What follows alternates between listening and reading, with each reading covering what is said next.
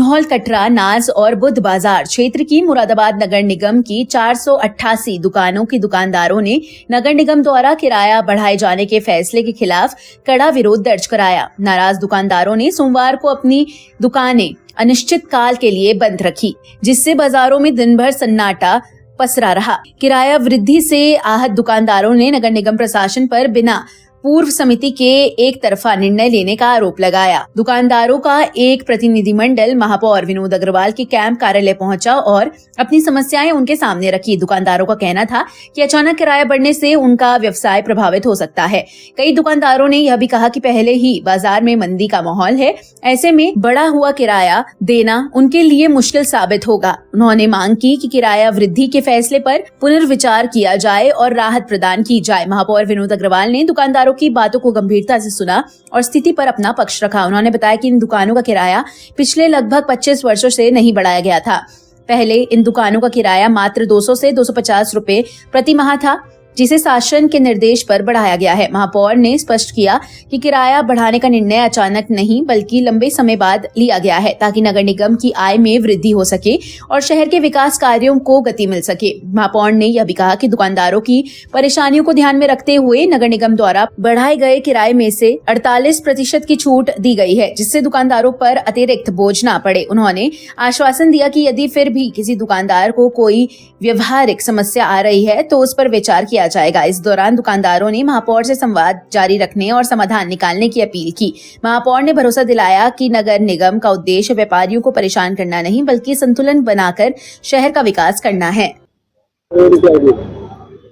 उत्तर प्रदेश शासन के द्वारा 2023 में शासनादेश आया था कि नगर निगम और स्थानीय निकाय जो उनकी अपनी निजी संपत्तियां हैं उनका रखरखाव और उनके ऊपर जो किराएदार हैं उन पे जिलाधिकारी के द्वारा निर्धारित 2016 के सर्किल रेट के आधार पर 25% बढ़ाकर किराए का निर्धारण कर वसूल किया जाए। 2023 के बाद नगर निगम सदन में इसका प्रस्ताव लाया गया। 2024 में इसके ऊपर काफी चर्चा हुई और ये निर्णय किया गया कि इसके लिए एक कमेटी गठित कर दी जाए और कमेटी की रिपोर्ट के आधार पर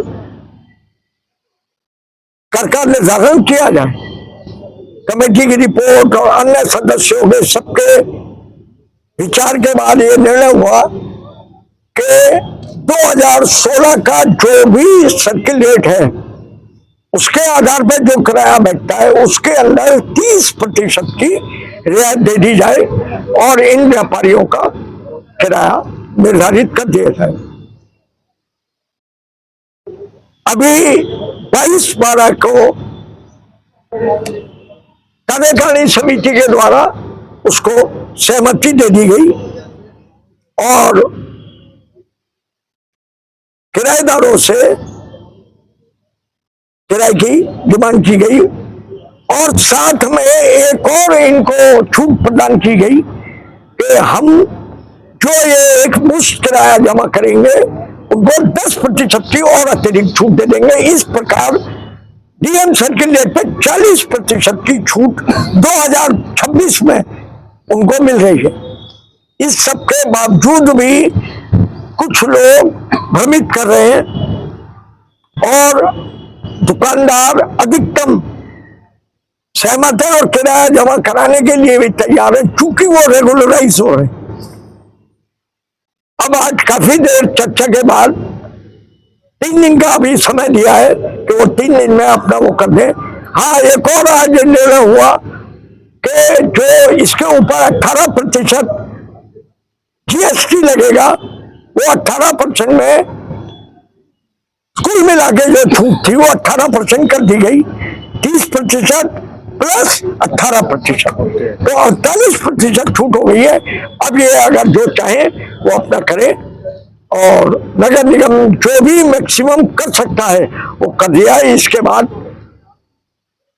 इसमें मैक्सिमम तो किराए को लेकर लगातार बात हो रही है। मैक्सिमम किराया कितना बन रहा है और मिनिमम किराया कितना बन रहा है? वर्ग फीट के हिसाब से किसी की दुकान अगर 100 फीट की है तो उस पर 2,000 रुपये मासिक भी है और 3,000 भी है, 4,000 भी है। अलग अलग मार्केट के हिसाब से अलग अलग रेट है। कंफ्यूजन क्यों, वार्ता क्यों नहीं हो पा रही, सफल नहीं हो पा रही? वार्ता, कुछ विरोधी लोग हैं वो अपना हित साधना चाहते हैं। 3 दिन के बाद क्या निर्णय लेगा नगर निगम? नहीं, हमारा तो स्पष्ट है बिल्कुल। हमें तो उत्तर प्रदेश शासन के नियम के अनुसार ही कार्य करना है।